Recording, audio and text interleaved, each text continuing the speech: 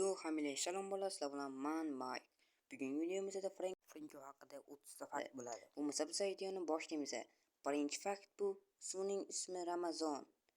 Familiyasi Qurbonov. Qashqadaryo viloyatida tug'ilgan. Kitob tumanida yashaydi. U 2013-yil 16-iyul kuni tug'ilgan.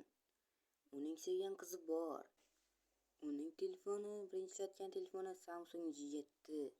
Hozirda u A15 ishlatadi. U hozirda kontent yo'nalishini juda yaxshi sevadi. Kelajakda esa dizayner bo'lmoqchi. U hozirda Strash Team a'zosi.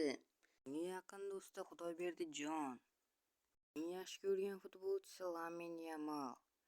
U hujumchi rolida o'ynashni sevadi. Uning yaxshi ko'rgan ovqati bu osh. U shirinliklarni yoqtirmaydi. Uning uchun Free Fire'dan ko'ra PUBG afzalroq. Uning sevgan o'yini Minecraft. U Minecraftda videoni qilishni yaxshi ko'radi. Asosan hardcore rejimlarida. U masalan ko'proq PvP'ni yaxshi ko'radi. U PvP'da juda yaxshi o'ynaydi. Asosan Bedwars. Bedwars turishni bemalol o'ldira oladi. Blok qo'shishni hammacha eplaydi, lekin sal qiyinroq. Uning yana bir ajoyib narsalar tomonlarida u qo'shiqni yaxshi ko'radi, asosan qayg'uli.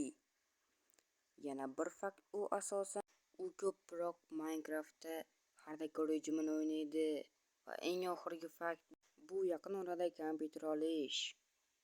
Agar video yoqqansa like bosib obuna bo'lib qo'ying. Ha yana bizning ishtirokchimiz bo'lgan bu Frankoning kanaliga obuna bo'lib qo'ying. Uning kanalini opisiyaniyada qoldiraman.